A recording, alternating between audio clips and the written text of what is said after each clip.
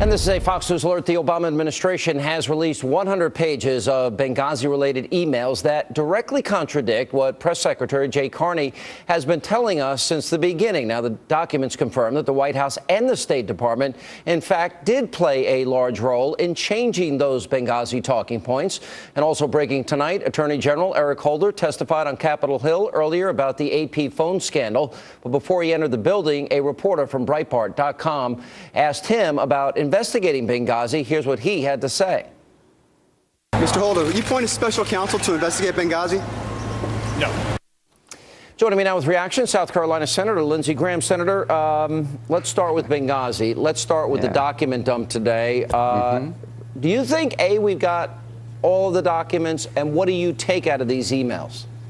Well, I haven't seen the emails, but I know why they were released. They had to. The pressure is building on multiple fronts. And for the first time, we're beginning to get information about the White House's involvement in changing the talking points.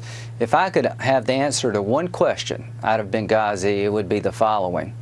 Who chose Susan Rice to go out on Sunday, the 15th of September, to tell a story so disconnected from reality? Yeah, well, we'd like to know the answer to that.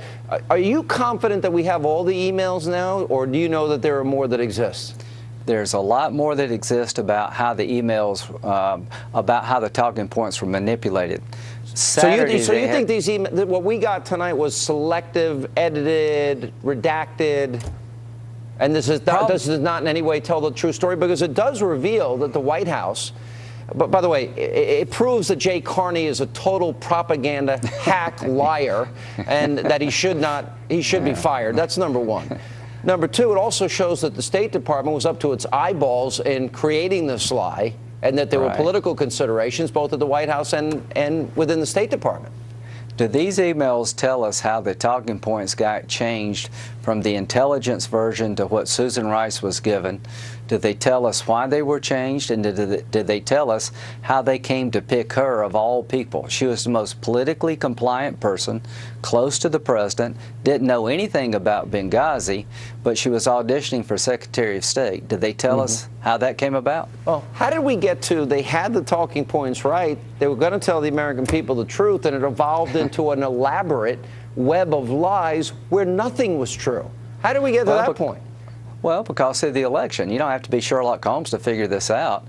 The story of Benghazi, if accurately reported, would undercut the narrative. Bin Laden's dead, Al-Qaeda's on the run, and they manipulated the evidence to help their political reelection. That's pretty obvious. All right, but Senator, that's not all the questions. Stay right there. We'll come back. When we come back, I want to talk about a joint resolution that you're working on with the House as we continue with Senator Lindsey Graham right after the break, right here on Hannity. And we continue now with South Carolina Senator Lindsey Graham. All right, three big scandals, Senator. What have we learned the last couple of days about the administration? Very political, sometimes incredibly incompetent, and they won't tell you anything unless you just keep pounding the wall and be persistent. What do you think that the president portrayed the IRS commissioner, the interim one, as being fired, basically? He was already planning on leaving. Well, I can't explain why no one's been held accountable before, during, after the debacle called Benghazi. They're reacting in a pretty appropriate way on the IRS side. You know, he's not defending what happened. He's saying we're going to get to the bottom of it. Good job, Mr. President. Here's what I'd like him to say tomorrow about Benghazi. I am hereby, as Commander-in-Chief, President of the United States, authorizing every agency of the government who has a survivor or someone who participated in Benghazi the ability to come forward and talk to the Congress without fear of reprisal. I'm going to turn over to the Congress all the relevant documents, all the survivors, all those who participated, and let the chips fall where they may. I wish he would do that.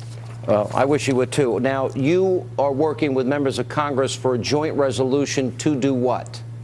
In case he doesn't do that, I'm going to try to challenge our Democratic colleagues who've been stonewalling and defending the administration to a fault on Benghazi. We're going to do a joint resolution of the House and Senate insisting that the administration make available to the Congress the names of the survivors so we can interview them, all the relevant information and those who participated in Benghazi so we can get to the truth. If you're going to provide to the Accountability Review Board access to the survivors and all the documents surrounding Benghazi, you should do the same for the Congress. And I'm challenging my Democratic colleagues to stop defending this administration and start pushing for the truth when it comes to Benghazi. 4 Americans lost their lives in a death trap. How did it become such a death trap before? Why couldn't we help them during the attack for 7.5 hours? And how did the story change so dramatically 7 weeks before an election? So we got a partial document dump today, and right. And this is over 8.5 months later, and you still don't know who the survivors are, nor have you had the opportunity to speak with most of them. Isn't that unbelievable? 8 months after the attack, we haven't heard one word voluntarily from a survivor who was at Benghazi. We don't really know Lieutenant Colonel Gibson, who told him to stand down. We'll be talking about Benghazi for months, not because of politics, but because when Americans die in harm's way and when a bond has been broken between those who serve our nation in dangerous places in their government, it must be repaired, and the only way you can repair it is get to the truth. Stop the stonewalling, give us the information so we can find out what happened and let the chips fall where they may. All right, Senator, it's always good to see you. Keep up the good work. Thank you. Regardless of political affiliation, people deserve answers. We deserve the truth from our government. Thank you, sir. Thank you, Sean, for caring. All right.